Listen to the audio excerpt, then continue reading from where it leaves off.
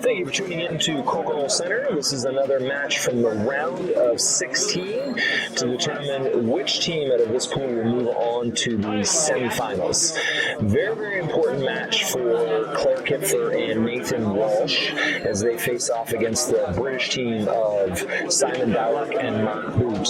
You see here, Langell and Carter have 12 points after 3 games, and after 2 games, and Kuepfer and Walsh have 10 teams. So whichever of those 2 teams ends up with the most points after this third and final match in this round robin will be the ones to move on to the semis. This match started with Boot coming up a little short on his 20 attempt, and Clare Kuepfer converting that into a 20. Now Dowrick comes up a little short, and Walsh, great shot by Walsh, able to convert that into a 20. Mark Boot getting on track now, draining a 20, getting them onto the 20 count board. Let's see if Dowrick can convert this and level that, bounce back from that. Oh, unable to convert that. Here's an opportunity from Nathan Walsh to put them up 3. I think he was going for that drift 20, but the result he ended up with was pretty good. Not as good as 20, obviously, but pretty good because it left Boot with such a tough shot. Clare Kuepfer probably just looking for, I was thinking he was just looking for a takeout, but maybe he was after that follow-through 20. Looks like Simon potentially was going for a double takeout. Unsuccessful with that. Now, Nathan will just look to hit and stick. Boot's definitely going to want to go through the house because they need to get play back to the middle in order to have an opportunity to level this 20 count. They're down in the 20s and they're against the hammer. The team of Kuepfer and Walsh will have final shot in this round, so they're definitely in control at this point. But not to the point that they can relax. Just especially with Dowrick making shots like that. Fantastic angle in 20. Nathan quickly settles that by draining a 20 of his own. Now the players are finding their groove. Ooh, Clare just a titch off there with the weight of that. Oh, these players are all over it. So frustrating when you know you're just that titch of weight or angle off of that 20. Nathan going for the follow-through, which is a pretty safe play from there because if you overpower it, then this is what you end up with. Boot doesn't have a lot to work with on this shot. He's going to be going for a follow-through at least to get, even without the follow-through 20, he's at least pushed his shooter into the house to give them a fighting chance. They need to be in that house in order to... See, then Clare goes for that. That's why it was so important for Boot to get into the house because it created this opportunity. Let's see if Simon can take advantage. He is able to take advantage. Great shot.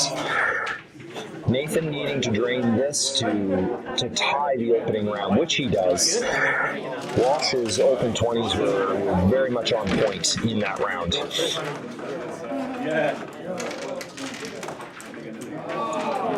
Great angle in 20 by Clare Kuepfer. Even better angle in 20 by Simon Dowrick. Yeah, some great highlight action in that first round. Clare starts a little off on his weight. Wow, great shot by Simon. He's finding his groove now. He was able to convert that mistake of Kuepfer's. And Walsh has definitely found his range on those open 20s. I'm not sure he's missed one yet in this match. Team of Dowrick and Boot have hammer this time, so they're in pretty decent shape. They're just going to want to... another 20 advantage would be very much in their favor, but most importantly, they do not want to give the team of Walsh and Kuepfer an opportunity to get ahead in that 20 count. Nathan able to angle in just enough to get play back into the middle. We'll see what Boot does with this. See if he's... Great spot for him. Clare takes that from the inside. It is a tough shot, although as a lefty, it's not as bad for him. He's going to be trying to catch a peg. He caught that peg a little bit. They're keeping play in the middle to give themselves, just waiting for opportunities to set up here. Let's see what Dowrick's able to do. Great shot. Great lead by Dowrick. Rolled up against that peg. You see Nathan Walsh exploring his options. He can take it from the outside. I'm wondering if what he was trying to do is just get that red piece in toward the middle to set up Kuepfer for a future shot 20. Bit of a gamble, but yeah, they need, against the hammer, they need to create a 20 opportunities for themselves. Great takeout by Boot. That shot was tougher than it looks. At this point, yeah, it looks like Clare's gonna, if he hits in 6 there, leaving the one in the house for Nathan Walsh to work with on future shots. And if his shooter had ended up in a slightly different position, it would have left Dowrick an even tougher shot than what he did have. So Nathan put his head right in the way, so we're not quite sure what happened there, but the result is get 2 reds on the outside. If Boot is able to remove that and get himself out of the house, not giving his opponents any shot at a 20, that would be great. Instead, he proves my strategy wrong, draining that 20 and putting themselves fully in command of this round. Great takeout by Dowrick. They're up at 20, they have the hammer, and they have 3 on. So Walsh and Kuepfer, great attempt by Walsh on that roll-in 20. They still would have been in tough, but it definitely would have given them more of a fighting chance if he had been able to drain that. Let's see what Boot does with this. Not bad. Obviously not what he was looking for, but when you look at what Clare has to work with here, there isn't even really, you see Walsh saying, hey, can you take that 20 out, maybe catch the peg? Yeah, very tough shot. It would have been a very thin slice coming in through there. If those had been positioned a little bit differently, I think Clare may have been able to go through his own, that black one that is set up by the center hole. Great takeout by Dowrick. Again, maybe not what he was looking for, but when you look at what he leaves Walsh with at this point, it's a near impossible shot. So inconsequential at this point. Mark Boot just takes that final shot to end that round, giving them a 3-1 lead in this match. Now, these round robins, at this point, the players likely don't know fully the situation of the score. So in every one of these matches, there's no mercy shown. You're going for every point you possibly can, because every point you possibly can, every 20 you possibly can, because it's the difference maker. It can be the difference between moving on to the next semifinal round of this tournament or being a spectator. Fantastic follow through 20. Walsh stopped just short of bowing to his partner for that amazing shot that he made there. Even the opponents of Dowrick and Boot had to appreciate that shot. Fantastic Crokinole shot. Mark Boot distracted by the highlight reel shot he had just seen, unable to convert on the opportunity that he had. Players all over this center hole and just not quite able to drop. Let's see if Walsh is able to convert this. Tough shot. Very well done. I call that a heavy hanger, and especially with the other button right behind it, that is so tough to get the weight right, to get it just right, to follow through and not have something kick back into you. Boot's struggling with those pegs, but although that was a very tough shot, Clare almost draining another fantastic follow-through / drift 20. Dowrick makes him pay, evening the 20 count. Nathan still on track with those open 20s. Fantastic open 20 stats. Giving them control in this round again, going up in the 20 count, as well as they've still got hammer. I expect Kuepfer's just going to want to stay on the outside. Yeah, perfect leave.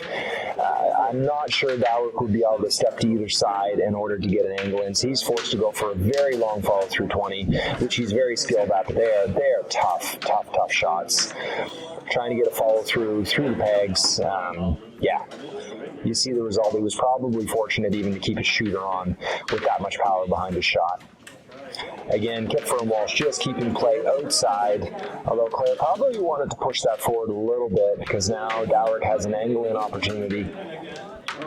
Unable to convert that. They're tough shots, but Yeah, Nathan, I think wanted to stay a little more outside, but if you look at where he is, he still didn't give Boot much to work with.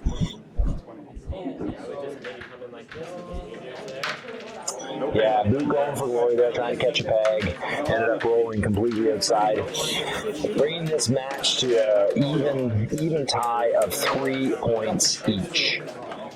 Here it is again. Fantastic follow through 20 by Clare Kuepfer.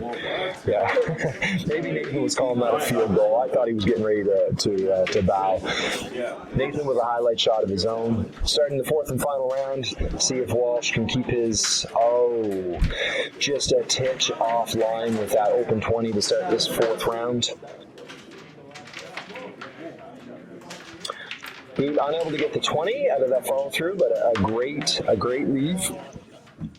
Kuepfer not going for too much there, just waiting for a future opportunity to present itself. Dowrick going for a bit much there, I think maybe. I think he was going for a drift 20. Nathan back on track now, draining another open 20.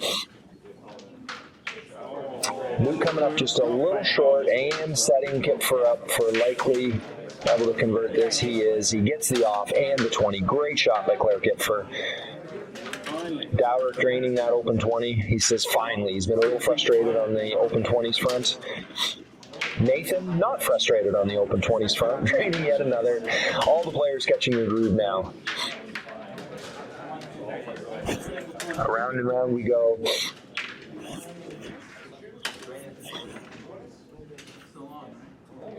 Oh, Nathan the first to miss after a long string of open 20s there, but not a bad position. Boot maybe ought to get the 20. I don't know that he can get the off at the same time.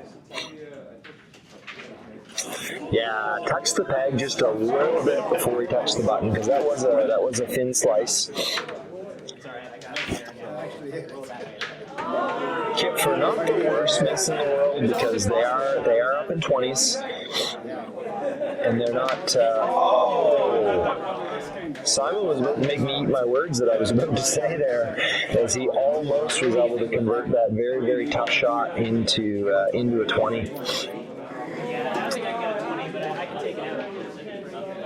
I see what Walsh wants to do here. You know, you look at, he can take out the one in the 15 that's worth more, but a couple things to consider. One, he's given his opponents an opportunity, and two, it could end up leaving Kuepfer needing to shoot. Okay, there, he takes this one out.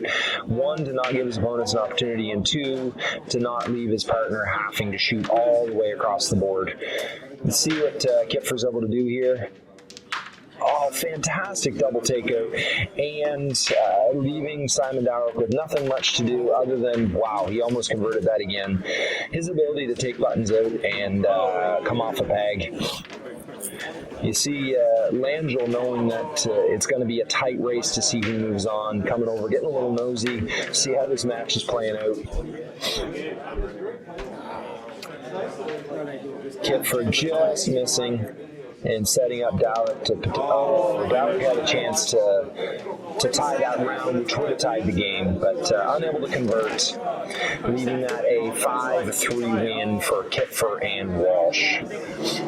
Definitely some highlight shots there, and you'll see Kuepfer and Walsh just coming up a little bit short. I think they would have needed the skunk in order to tie Carter and Langell. Carter and Langell scoring 18 points through the 3 games, and thus moving them on to the semi-finals.